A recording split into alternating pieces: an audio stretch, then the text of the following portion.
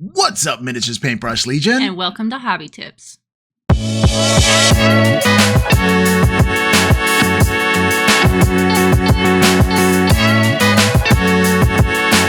Welcome back, TMP fans. And we are so excited to be here with you today. We are painting 2 warbands for Malifaux. That's right.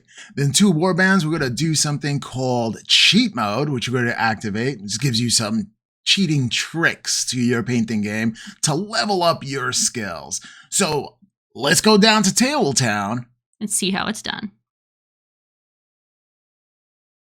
Welcome back, TMP fans. Here we are at Tabletown, where we're just doing a really quick speed paint of Dia de los Muertos, La Noche de Duelo warband. But we do the entire faction, actually, of Dia de los Muertos. We're going to start off with Style Res Primer. I'm going to do a brush-on primer instead of a spray-on primer, which is something I've never done before. I'm always pushing my limits to different things, and I just wanted to see how this come out. Now, this is not my Warhammer miniature, so I took liberty to, experiment a little bit, and I think it came out okay. What do you think, Sarah? Oh, I think they're beautiful. Thank you. I really appreciate your opinion there. We'll see how it comes out. This is one of those things that you need to trust the process. Like, it's going to look really ugly until it doesn't. And that's what we need to do over here. Now, I was pretty nervous 85% of the build and the paint, but all in the end, it all came out together. So just priming the miniatures with a brush instead of airbrush, or I also use rattle cans to prime my miniatures as well. You've seen it before. You've seen me use an airbrush and you see me use the rattle can. Which would you think would be most efficient? I think the rattle can would probably cover the most amount of, like, the biggest area in a given time. So it's probably the fastest. But this gives you a lot more precision and probably helps you avoid any kind of lumping of paint. I'm not sure if that's an issue with the rattle cans at all. Yeah, that can be if you don't spray it right. I hit a little bit about a brown primer from Style Res as well to get to that brown wood. And right now I'm using white Style Res primer. So just priming out the little bits to do his rope cord as well. But yeah, rattle cans I generally use for terrain and larger pieces because it covers more area, like you say. But if it's a finely detailed model, like Malifaux miniatures are very finely detailed models, you kind of want to avoid clogging any of that area up. And that's why I decided to go brush primer on this one. Now, I was going to bring out my airbrush, but, I just wanted to try something different. I wanted to see how it would be. I was always kind of afraid to brush primer things because I thought it would come out lumpy and messed up. But actually, you know what? I don't know why I was afraid, really. Yeah. So I think it came out pretty well. Would you do it again? I would. I wouldn't do it on Warhammer miniatures. I wouldn't do it in there. Now, maybe a Death Guard army, because they're lumpy to begin with. They have pustules and all kinds of things. All right, now we're going to a Fantasy and Games color from Vallejo, and it's really deep purple. And I do that. I take the deep purple and I go for like a Saneshi kind of purple as well. And I just do a 3-layer highlight on this one. We're starting off with this deep, rich color. I do like this color here for that. Now, violet or a purple is my favorite color, so kind of like cheated it there. Okay, time for a mid-tone. Going up from a lighter. Sometimes if you want to go mid-tone, all you have to do is add just a touch of white to the paint that you're painting up and go up a tone, and then add some more to get that other shade. All right, so I'm going a medium violet as well with Vallejo model color. Just stepping up the game over here. And here's where you trust the process. I'm going pretty thick, and it's almost wet blended when it comes to these folds. And now I'm going to do some Druchii Violet shade to wash it all down. It kind of dulls everything down and unifies the piece. Sarah, you saw the final color on the cloaks. Do you notice the real tough brush marks in there? No. It kind of blends in pretty well. Now I'm going to do a little bit of the flowers over here and really getting into turquoise. You love the turquoise in there, right? You love the flowers and how it came out. Yeah, well, I did a little bit of detailing here. In fact, we're going to have a new segment on here. It's called Hobby Cheating or Cheat Mode, and let's activate it now.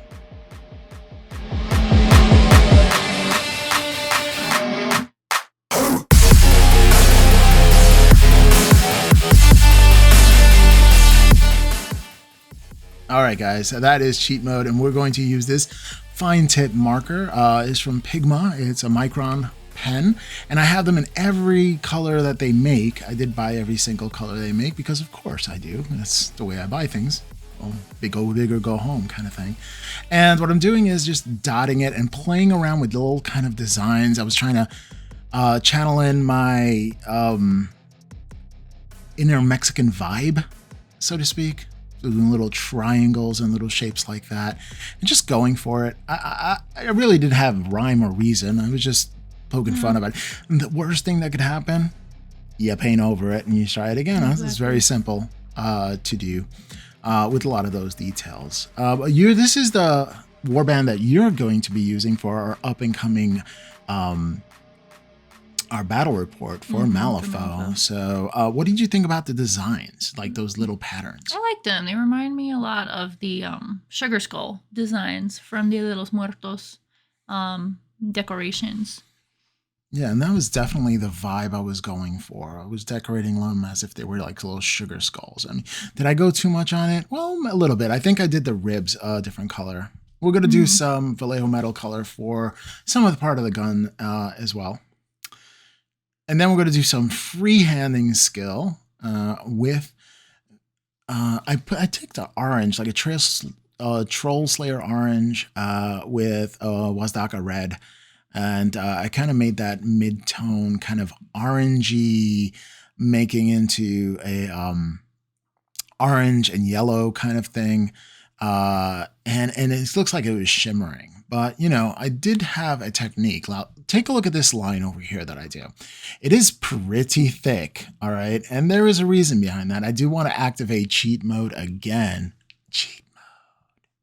And by showing you how to really tidy up errant marks that you make onto your miniature. Because I make them all the time. All painters do. So let's check this out.